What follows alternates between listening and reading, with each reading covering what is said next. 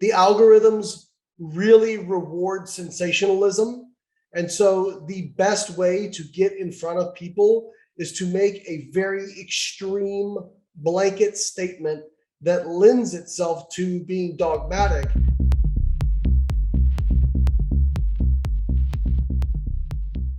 I wanted to start by talking to you about Dogma. And the reason for that is the first time I interviewed you, I think it was back in 2014, it might have been 2015. 15, yep. Yeah, we did a video on Dogma is dead in the fitness industry, and people with dogmatic views pushing my way or the highway, their days were numbered.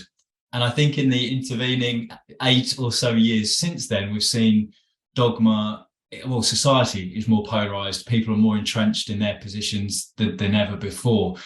From a fitness industry point of view, why do you think that we were wrong about that and how that dogmatic viewpoint was going to be moved to the sidelines and in many instances has actually come to the forefront?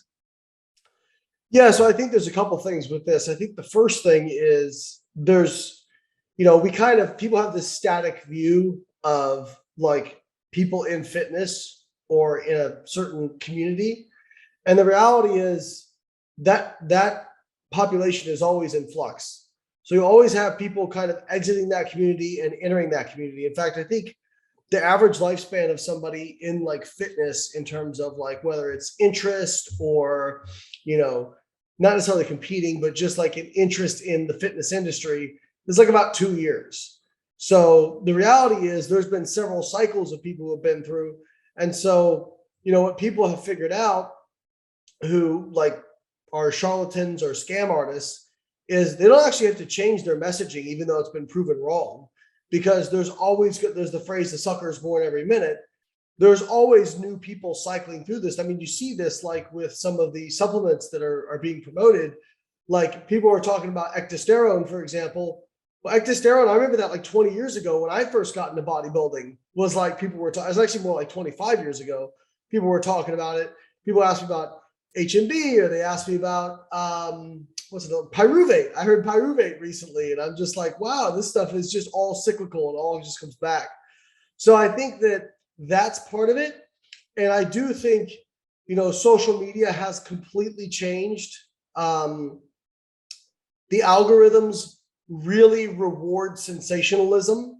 And so the best way to get in front of people is to make a very extreme blanket statement that lends itself to being dogmatic.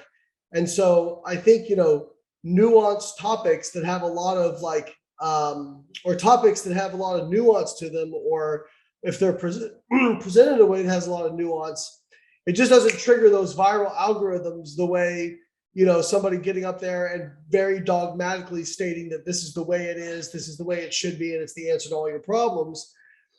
And quite frankly, I'm not sure how you solve that sort of stuff. I think a lot of people probably get their information now from social media, first and foremost.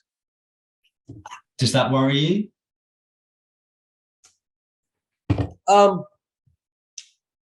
always ask the question, compared to what? So yes and no. Yes, because there is a lot of horrible information on social media and any idiot can build a following.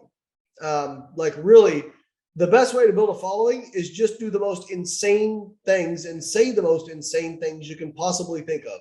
You just look at people like Carnivore MD, Liver King, like of all the things. Like I remember being on a podcast one time. I'm like, as a protein researcher, never in a million years, I think I'd be on a podcast defending plants. Like I never thought that would happen because usually I was like defending my research against the vegan extremists. So yeah, and then when that whole movement sprung up and carnivore sprung up, I'm like, this is insane. Nobody's gonna. Oh nope, look at all these people that believe it. Okay, never mind. So I think that yes, I'm petrified because of that.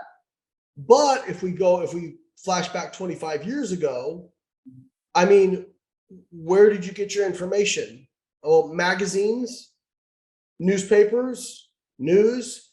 I mean, those things don't really have a great track record for the veracity of the truth either, or having the wherewithal to appropriately interpret scientific literature and then convey that in a way that is not oversimplifying to the point where it sends the wrong message. So I mean, just look at the way correlation or epidemiological data is presented. It's not presented as, well, this thing increases the risk of this, but there's also caveats of these other lifestyle factors that may impact it.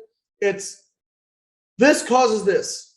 And it's like, no, that's not what that research says. So, yeah, I think at least you have the opportunity to find evidence-based people now. You just have, it's a much bigger haystack to weed through. But at least there are needles now. You can find the needle, but at least there's needles. Before, I'm not sure there was many needles.